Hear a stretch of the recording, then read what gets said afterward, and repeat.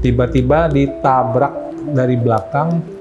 Saat itu saya jatuh ke kanan dan ada mobil kontainer lewat. Jadi saya jatuh dan masuk ke dalam kontainer itu ke kanan. Peristiwanya seperti itu. Dan Kak Jonathan bilang tiba-tiba sadar sudah di meja operasi. Tidak pernah kepikiran selama ini untuk mengalami satu kecelakaan yang setragis separah ini. Maksudnya tidak pernah kepikiran. Apalagi 4 rusuk ini patah dan salah satu itu menembus ke paru-paru. Jadi paru-parunya juga bocor. Aku pikir kenapa harus terjadi seperti ini Tuhan ya, maksudnya nggak ada yang lain gitu maksudnya. Seperti itu kayaknya rasanya sakit banget sih secara fisik dan emosi dan pikiran. Kadang-kadang merasa sendiri ya, sepi gitu. Kadang-kadang ya kadang-kadang pikiran bisa berpikiran kamu nggak bisa apa-apa gitu loh. Jadi aku ada bisikan untuk melakukan. Sahabat Solusi, hari ini kita akan ngobrol dengan seorang yang saya percaya kesaksiannya bisa memberkati dan menguatkan kita semua. Jadi langsung aja kita ngobrol dengan Kak Jonathan. Halo Kak. Halo. Apa kabar Kak? Kak Jonathan? Puji Tuhan, baik. Puji Tuhan, baik. Terima kasih sudah hadir hari ini buat menceritakan kesaksiannya. Yang ternyata baru ya kejadiannya, tahun ini. Iya, kurang lebih 6 bulan. 6 bulan lalu ya, 8 Mei tepatnya di 8 Mei ya, di Jakarta. Oke. Hari itu Kak Jonathan mengalami sebuah kecelakaan yang cukup parah lah ya. Parah banget mungkin ya. Apa yang terjadi? Bisa ceritakan tentang kronologis kecelakaannya Kak? Hari itu tanggal 8 Mei, aku sedang berangkat ya di perjalanan pagi-pagi sekitar jam 10 kurang ya. 10 pagi itu ya? 10 pagi kurang lah ya, 9.45 itu saya di perjalanan, saya tiba-tiba ditabrak dari belakang. Jadi ceritanya korban tabrak lari ya. Oke. Jadi saya ditabrak motor yang cukup kencang dan saat itu saya jatuh ke kanan dan ada mobil kontainer lewat. Jadi saya jatuh dan masuk ke dalam kontainer itu ke kanan. Peristiwanya seperti itu. Dan sampai hari ini saya nggak ingat itu kejadiannya bagaimana ya detailnya, tapi tiba-tiba sudah dibawa kontainer gitu. Oke, jadi Kak Jonathan naik motor, ditabrak motor dari belakang. Iya, kencang sekali. Tergulingnya ke akhirnya kanan, ke bawah ke kanan, pas ada kontainer sebelah kanan. Dan kontainer itu bergerak hari itu ya? Apa? Saya nggak ingat detailnya. Nggak ingat detailnya. Tapi intinya tiba-tiba saya udah di bawah kontainer itu. Jadi waktu di bawah kontainer itu sempat sadar berarti ya? Sempat sadar, ada driver ojol yang mungkin membangunkan saya. Wow. Dan dia bilang, Kak bangun, tolong kasih nomor PIN handphone. Jadi saya kayak dibangunkan. Setelah itu saya kasih nomor PIN, nanti kontak orangnya siapa. Nanti dia kasih teleponin ke orang terdekat. Saya untuk kabarin gitu ya? Kabarin ya. Terus habis itu blank, gelap. Dan Kak Jonathan bilang tiba-tiba sadar sudah di meja operasi. Itu sedang mau dilakukan operasi hari itu? Atau sudah selesai? Setelah selesai operasi ya. Setelah selesai operasi. Ya? Iya, jadi baru agak sadar ya. Tapi memang selama mungkin di rumah sakit itu saya ada ingat samar-samar ya. Ada teman yang ngunjungin, ada yang ngomong, pasangan saya juga ngomong. Jadi saya ingat tapi tidak secara detail ya. Mungkin karena pengaruh dari obat ya, obat. Hari itu setelah Kak Jonathan sadar nih ya. Apa yang pertama terlintas di pikiran? Pasti waktu itu saya merasa takut ya, karena tidak pernah kepikiran selama ini untuk mengalami satu kecelakaan yang setragis separah ini. Maksudnya tidak pernah kepikiran, apalagi waktu saat itu kan dokter sempat ngomong untuk opsi diamputasi. Jadi waktu itu saya ingat saya doa sama Tuhan, Tuhan kalau bisa nih tangan jangan diamputasi ya, karena kan cukup, maksudnya bagi aku kan itu penting ya untuk kerja, untuk aktivitas pelayanan ya. juga Iya, ya. kalau bisa ada mukjizat lah, minimal tangannya bisa diselamatkan gitu kan, karena sebenarnya tangan saya itu pas kejadian itu utuh dari yang ini ke lengan, tapi yang di sebelah sininya tuh hancur. Jadi waktu saya sadar sebelum amputasi itu tangan masih ada, tapi kalau kita pegang itu dingin. Jadi dia ternyata waktu kita lihat flashback di foto-foto waktu TKP kejadian itu tangan sebenarnya udah patah ke samping itu. Jadi pas dibawa ke rumah sakit itu tangan dikembalikan ke posisi semula. Jadi seolah-olah nggak terjadi apa-apa. Oh, makanya kelihatan kayak nggak ada apa-apa ya. Jadi pikir-pikir lah, kok dokter kenapa harus amputasi? Kayaknya tangan masih ada nih. Cuman kayak nggak gitu ngerasa ya, kayak kebas gitu kan. Iya, oke. Nah, tapi ternyata ada satu kejadian yang saya percaya juga ini pertolongan Tuhan, dan Kak Jonathan juga percaya ini mujizat, di mana ternyata Kak Jonathan ini seharusnya sudah melewati golden hour untuk operasi ya? Iya, jadi harusnya 8 jam gitu ya? Harusnya maksimal 8 jam. Jadi mungkin untuk cerita detailnya seperti ini. Jadi waktu kecelakaan itu saya dibawa ke rumah sakit Pelni karena mungkin dari pihak yang ambulannya itu terdekat di situ ya. Terus dari situ dokter bawa di rumah sakit Pelni itu mengusahakan untuk pengobatan bagaimana kan. Tapi waktu itu dokternya berbicara bahwa ini tidak bisa diselamatkan. Jadi harus diamputasi karena saking parah gitu kan. Tangannya ya.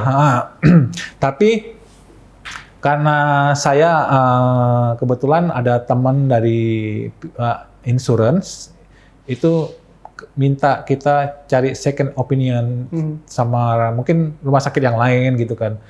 Kalau bisa diselamatkan ya kita coba gitu kan.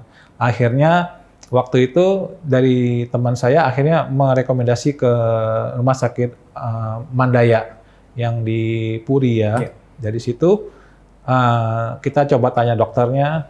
Ini posisinya saya nggak sadar ya, jadi memang yang kerjain itu bukan saya. Saya sendiri itu posisinya mungkin nggak sadar gitu ya. Tapi ini dari pasangan dan teman-teman yang lainnya. Jadi akhirnya dibawa ke rumah sakit yang kedua itu ke Mandaya. Nah di Mandaya itu baru dikerjakan untuk dicoba untuk direkonstruksi. Karena dokternya juga bilang mungkin bisa diselamatkan. Jadi kan kita ada harapan ya supaya tidak diamputasi.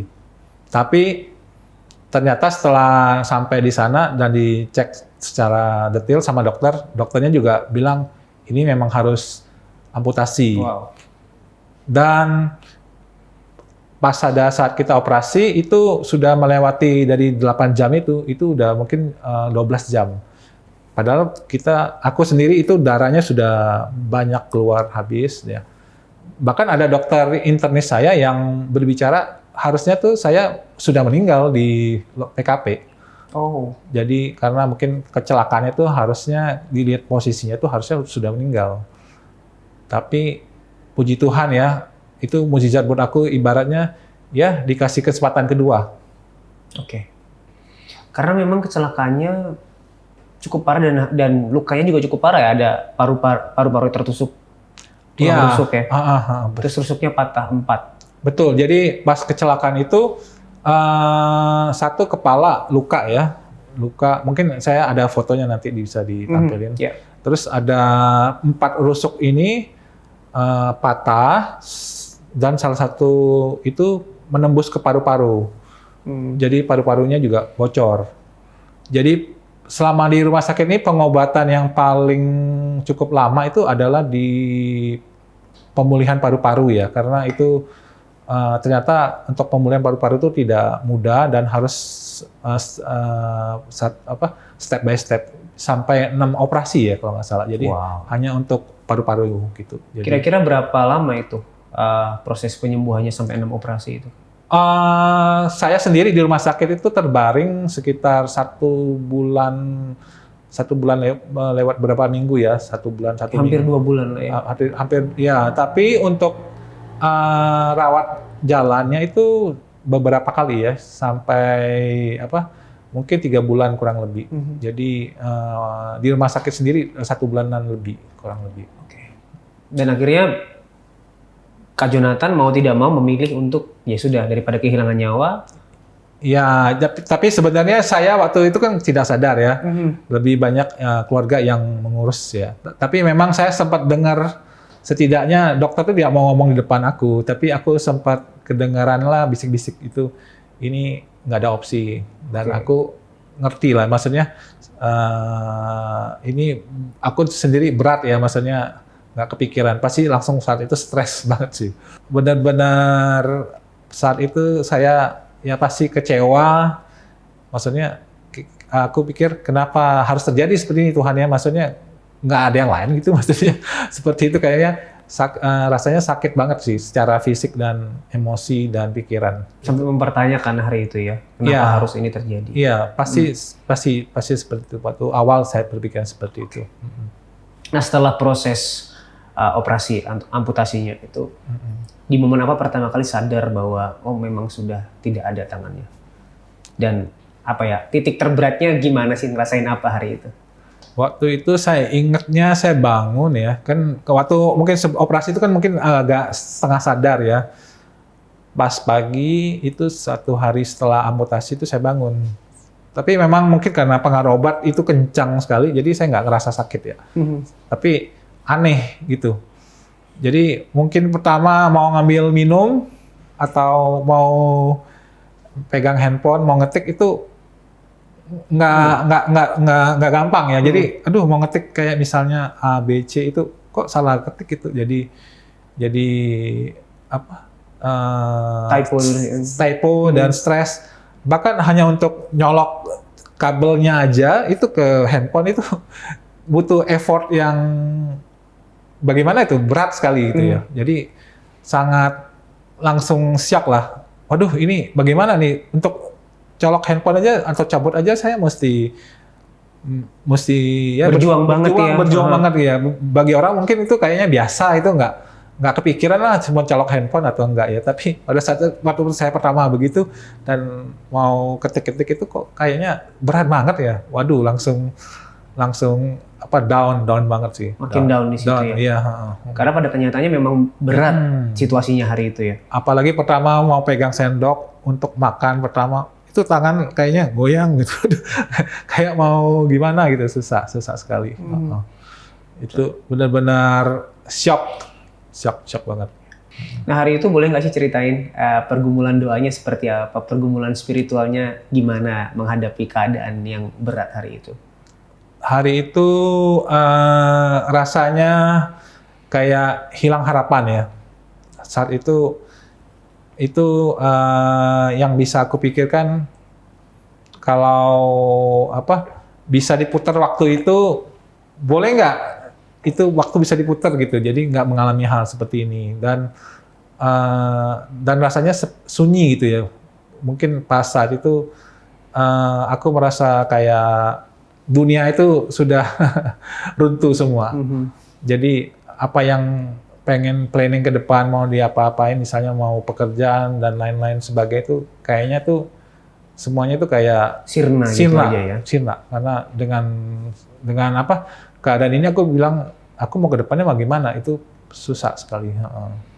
Sempet marah nggak sih ke Tuhan? Gimana relasi dengan Tuhan hari itu gitu? Ada pasti sempat marah ya, dan protes ya, maksudnya Tuhan aku doakan kadang gini, maksudnya Tuhan aku kan selama ini tidak melakukan hal-hal yang melanggar dari firman ya, maksudnya tidak melakukan hal-hal yang kayak misalnya kita menipu orang atau suka jahat sama orang atau enggak. Tapi justru di saat-saat aku sering doa, pada saat itu udah sering doa dan ini, tapi kenapa tiba-tiba harus dapat peristiwa seperti ini gitu. Jadi kayaknya percuma dong kalau selama ini aku bela-belain dengan untuk pekerjaan Tuhan dan apa. Tapi kenapa harus ngalami hal seperti ini? Ya seperti itu. Maksudnya ya pasti ada marahnya lah. Kayak nggak terima itu keadaannya seperti itu. Sempat pengen nyerah nggak sih waktu momen-momen mental rasanya down banget, jatuh banget, kayak ngerasa aku nggak berguna sebenarnya hidupku sekarang gitu? Itu dilema itu sempat dan itu kadang-kadang berulang ya. Bahkan ada momen-momen di mana aku ada bisikan untuk melakukan bunuh diri. Itu kadang-kadang pikiran itu bisa masuk. Kayak rasanya itu hampa gitu loh. Dan kayak merasa orang yang sendirian di dunia ini. Maksudnya kadang-kadang kan ada hal-hal yang kita ngerasa nggak ada orang gitu ya. Jadi kayak sepertinya seolah-olah tuh kita sendiri gitu loh. Aku sendiri seperti itu. Tapi ya itu harus dilawan pikiran seperti itu. Kalau dulu kan waktu aku masih normal, sehat, itu tidak ada pikiran seperti itu. Tapi begitu mengalami kecelakaan ini, itu kadang pikiran itu bisa muncul. Nah, ketika pikiran itu muncul seperti ya ingin mengakhiri hidup, gitu ya, bagaimana Kak Jonathan menanggapinya, melawannya? Yang pasti satu, saya harus ingat kalau bunuh itu udah pasti masuk neraka. Kalau saya melakukan itu bodoh sekali ya, ibaratnya. Kalau neraka kan itu sumber kekekalan ya, penyiksaan kekekalan. Itu kalau kita melakukan itu kan artinya itu menghina Tuhan kan. Jadi ibaratnya tuh mendingan aku pikir dengan keadaan seperti ini, aku justru diajarkan untuk tetap rendah hati ya. Aku nggak boleh sombong gitu. Jadi tetap pelayanan dan harus benar-benar bergantung sama Tuhan 100% gitu. Dengan seperti ini kan aku jadinya bisa lebih bersyukur ya, bisa hidup itu bernapas aja itu Tuhan kasih ke aku itu satu anugerah itu kita bisa hidup. Kalau kita melakukan bunuh itu satu tindakan yang sangat bodoh sih. Jadi Kak Jonathan melewatinya dengan mengingat bahwa ya hidup ini berharga, anugerah. Betul. Sehingga pada akhirnya bisa melanjutkan hidup meskipun ya tidak mudah ya. Tidak mudah ya. Jadi seperti itu. Oke. Nah hari-hari itu kan sempat bertanya kepada Tuhan, mempertanyakan Tuhan kenapa harus ini terjadi. Di momen apa Kak Jonathan pada akhirnya menyadari bahwa oh ternyata meskipun keadaan tidak baik tapi Tuhan memelihara aku? Oh itu aku belajar banyak hal sih. Jadi memang mengalami hal-hal yang kecelakaan seperti ini, tapi Tuhan mulai bekerja, aku melihat ya dari hal-hal yang kecil, kebutuhan itu juga mulai Tuhan cukupi di luar perkiraan ya. Karena secara manusia itu logika aja itu untuk pengobatan kan itu cukup besar ya biayanya ya. Tapi Tuhan bisa cukupin lewat banyak hal yang di luar pemikiran aku ya. Untuk rumah sakit kan dan biaya itu sangat besar sih. Terus belum saya kehilangan pekerjaan. Nah, itu Tuhan juga cukupi dengan hal-hal yang di luar pikiran. Sampai saat ini Tuhan benar-benar bekerja. Jadi aku sendiri ngalamin ya, memang Tuhan tuh luar biasa. Kalaupun aku harus alami hal yang sulit ini, tapi Tuhan tunjukin semua. Itu semuanya Tuhan sediakan, satu persatu. Contoh misalnya, saya harus pindah rumah gitu, harus mencari tempat tinggal yang mungkin untuk proper, lebih untuk perawatan dan sebagainya. Tapi Tuhan bisa tunjukin tempatnya persis dan budgetnya itu pas semuanya. Dan itu Tuhan cukupi di luar pemikiran aku, semuanya bisa Tuhan cukupi benar seperti ini. Dan yang paling berharga mungkin damai sejahtera di hati ya. Betul. Iya, karena kan ya menghidupi kehidupan yang seperti Kak Jonathan ini kan tidak mudah ya. Tidak mudah, betul. Tapi ada damai sejahtera di hati, itu kan juga pemeliharaan Tuhan yang luar biasa. Benar, Tuhan pelihara kita. Itu benar-benar harus kita percaya 100% ya, bergantung 100% sama Tuhan. Jadi aku diajarin itu benar-benar Tuhan tuh bisa bekerja dari hal-hal yang tidak pernah aku pikirkan. Seperti itu. Oke. Nah, hari itu akhirnya Kak Jonathan mungkin bisa menerima kondisi dan keadaannya dengan damai sejahtera yang dari Tuhan. Iya, perlahan-lahan. Di momen apa itu pada akhirnya menyadari, oh ya sudah, aku memang harus menjalani ini? Di momen ada satu bapak-bapak ya, jadi dia cerita juga waktu saya masih di rumah sakit tuh dia menguatkan aku dengan beberapa ayat firman dan pengalaman dia sendiri itu. Dari situ saya dengar, dan pada saat itu dia bilang satu hal yang paling penting yang tidak pernah saya lupakan adalah tadi yang seperti saya bilang, kita harus mengandalkan Tuhan sepenuh hati. Gitu. Terus yang kedua, kita tidak boleh khawatir untuk masa depan karena Tuhan akan cukupi. Cukup dua itu sih aku yang pegang sampai saat ini, dan benar sih sampai saat ini Tuhan benar-benar bekerja. Nah, gimana caranya hari itu ya Kak Jonathan bisa percaya kepada Tuhan meskipun dalam kondisi yang nggak baik? Ini nggak bisa langsung satu hari sih sebenarnya, tapi setuju. Step by step ya, karena saat itu pasti pertama belum bisa menerima ya, tapi dari beberapa orang itu sudah mulai menceritakan. Jadi aku bukan mendengar dari 1-2 orang, tapi banyak ya yang kasih support ke aku ya. Sekali lagi aku tekanin kalau selama itu aku tidak boleh menutup diri. Nah, mendengarkan dari masukan orang, baca firman, tapi yang paling penting memang harus hubungan pribadi sama Tuhan sih. Karena itu yang paling utama. Karena walaupun mungkin teman kita banyak yang kasih support, tapi kita sendiri nggak punya hubungan pribadi sama Tuhan, itu akan jadi sia-sia.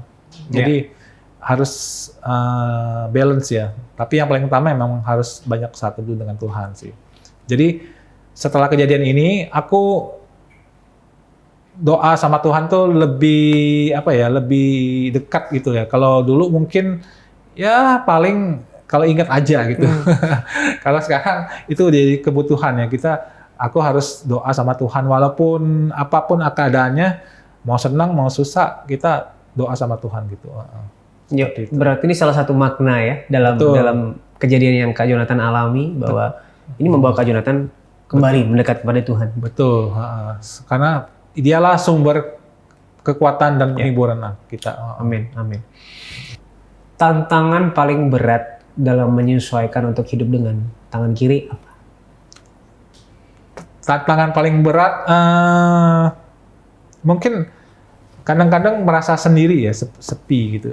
Kadang-kadang kadang-kadang pikiran bisa berpikiran kamu nggak bisa apa-apa gitu loh. Jadi udah kamu nggak punya apa-apa gitu. Jadi seolah-olah itu pikiran seperti itu tuh berusaha membuat aku down ya. Artinya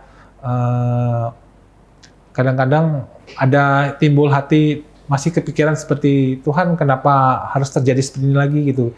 Itu tidak mudah untuk aku lewatin ya, karena kadang-kadang 1-2 kondisi kita lagi ada kesulitan, pikiran seperti itu masih bisa muncul ya. Tapi tetap namanya kita sering untuk doa dengan Tuhan, pasti Tuhan tuh berbicara lewat mungkin dari suara hati kita sendiri, lewat dari orang lain. Kadang-kadang aku mempertanyakan satu hal satu hal dijawab Tuhan lewat dari kebaktian, ibadah, dari khotbah, dari teman-teman yang lain, atau mungkin dari kiriman-kiriman teman tentang hal-hal yang rohani. Itu kadang-kadang itu semuanya pas. Jadi Tuhan tunjukin, kamu tanya apa nih? Tanya A, ini jawabannya di B, ada di sini gitu. Dan mulai melatih kepekaan ya untuk mendengarkan suara Tuhan sih, seperti itu. Oke, jadi kesulitannya bukan tentang prakteknya bagaimana melakukan sesuatu dengan satu tangan, tapi ke mentalnya ya, tantangan terbesarnya di situ ya. Tapi puji Tuhan melalui firman-Nya dia menguatkan. Ya. Betul. Wow. Oke. Di bulan ke-3 sampai ke-5 lah ya, sampai hari ini, perubahan terbesar apa yang terjadi dalam hati Kak Perubahan Jonathan? terbesar yang aku rasain ya, dulu aku orangnya lebih cenderung pasif. Kalau pelayanan itu juga pilih-pilih ya, lebih nggak mikirin apa yang bisa kita kerjakan. Justru kalau lewat peristiwa seperti ini, aku tahu waktu kita di dunia ini tuh semakin hari itu kan semakin berkurang. Yeah. Kita nggak tahu kapan kita pulang kan. Jadi kalau dulu kita nggak mikirin, maksudnya maunya kita begini, Tuhan gua mau begini, tapi kita nggak mikirin sebenarnya waktu kita itu sebenarnya setiap hari itu makin berkurang. Ya kita bisa pulangnya besok atau 1 tahun atau 2 tahun, tapi yang sudah kita kerjakan itu apa gitu loh. Jadi waktu aku review lagi sebelum peristiwa kejadian ini, kayaknya aku belum banyak melakukan untuk pekerjaan Tuhan ya, masih kebanyakannya ya Untuk diri sendiri ya lebih ke gitu. Tapi dari sekarang aku merasa ya ini waktu aku nggak banyak lah ibaratnya intinya. Jadi ya Tuhan pakai aku secara maksimal. Kalau memang Tuhan maunya apa ya aku kerjain seperti itu. Ya, Kak Jonathan ini kan sekarang beralih ya pelayanannya dari musik dulu, mungkin sekarang jadi orang yang bersaksi, menceritakan tentang kebaikan Tuhan gitu ya. Pesan apa sih yang selalu Kak Jonathan bawa ke dalam tiap kesaksiannya? Nah, yang aku belajar dari peristiwa aku ya, ibaratnya seperti ini. Kita jangan hanya mau menerima hal yang baik dari Tuhan, tapi hal yang buruk pun terjadi harus tetap kita bersyukur dan selalu bergantung sama Tuhan. Dan percaya bahwa ada rencana Tuhan yang terbaik dalam kejadian apapun. Ya, jangan pernah kita jangan pernah kita takutlah Tuhan tuh kalau mengizinkan hal buruk terjadi, pasti Tuhan sediakan pemeliharaan seperti itu. Kalau ayat apa yang selalu menjadi ayat pegangan dan kekuatan buat Kak Jonathan? Atau mungkin ayat yang selama ini kesaksian selalu dibagi nih? Boleh, oke. Saya bagikan satu ayat ya. Boleh. Saya ambil ayat dulu sebentar. Silakan. Ini saya ambil dari Filipi 4 ayat 13 ya. Ini saya bacakan secara singkat. Ini ayat umum ya. Segala perkara dapat kutanggung di dalam Dia yang memberikan kekuatan kepadaku. Jadi segala perkara itu artinya mau yang baik, mau yang buruk, kita tetap bersandar kepada Tuhan. Karena Tuhan pasti memberikan kekuatan untuk kita melewati semuanya itu. Ya, wow. Oke. Apa yang bikin Kak Jonathan paling menyadari bahwa hidup itu anugerah? Ya, itu begitu dokter bilang kamu harusnya udah mati. Terus langsung aku ya harusnya aku udah mati loh. Tapi Tuhan kasih aku kesempatan kedua. Begitu saya dengar dokter tuh ngomong, ya langsung sadar kenapa aku harus komplain gitu loh. Ya Tuhan kasih kamu kesempatan. Mungkin ya awal penyesuaian sangat susah ya, tapi ya itu Tuhan kasih kamu kesempatan kedua. Jadi aku pikir-pikir kalau saat itu aku meninggal, ya aku belum ngapa-ngapain, belum banyak yang dikerjain gitu loh, belum maksimal dalam pelayanan ya. Tapi begitu dokter bilang tuh harusnya meninggal, tapi kalau kamu hidup gitu loh, langsung aku bilang wah ini kesempatan kedua, nggak boleh aku sia-siakan seperti itu. Dan apa yang berubah dalam cara Kak Jonathan memandang pribadi Tuhan? Aku belajar ya bahwa Tuhan itu benar-benar itu bukan cuman hanya di kita baca, kita hanya dengar khotbah orang, tapi mengalami sendiri ya. Tuhan tuh benar-benar itu sangat melindungi, memelihara ya. Walaupun aku harus mengalami yang peristiwa seperti ini, tapi aku benar-benar dari peristiwa ini aku benar-benar secara pribadi mulai belajar berbicara sama Tuhan dengan suara Tuhan itu dulu mungkin tidak aku prioritaskan seperti itu. Ya. Terakhir Kak Jonathan, buat sahabat solusi yang hari ini sedang putus asa dalam hidupnya. Mungkin hidup yang dijalani begitu berat sehingga mereka berpikir ya udah hidupku berakhir sampai di sini, nggak ada lagi maknanya, nggak ada lagi nilainya. Apa yang pengen Kak Jonathan sampaikan buat mereka? Yang pertama, jangan menutup diri. Oke. Harus belajar terbuka. Mungkin ada pasangan atau mungkin gereja atau organisasi komsel itu ceritakan semua permasalahan yang kamu hadapi gitu ya. Nanti Tuhan akan bekerja lewat orang-orang lain untuk memberikan kekuatan buat kamu. Ya. Tapi yang paling penting kamu sendiri itu harus punya hubungan baik sama Tuhan. Itu udah kuncinya. Karena kita harus benar-benar mengandalkan Tuhan sepenuh hati ya. Orang lain itu mungkin alat Tuhan, tapi bukan mereka yang jadi Andalan kita. tapi Tuhan satu-satunya andalan kita, satu-satunya andalan. Seperti itu. Dan jangan pernah khawatir ya, baik atau buruk Tuhan tetap memelihara keadaannya. Amin. Kak Jonathan, thank you banget buat kesaksiannya hari ini, buat ceritanya. Aku berdoa supaya Kak Jonathan terus bisa menjalani panggilan untuk menyaksikan tentang Tuhan, menceritakan tentang Tuhan dalam setiap apapun. Amin. Diberkati terus pelayannya, sehat selalu bersama pasangan. Tuhan memberkati Kak Jonathan. Amin. Thank you ya. Thank you.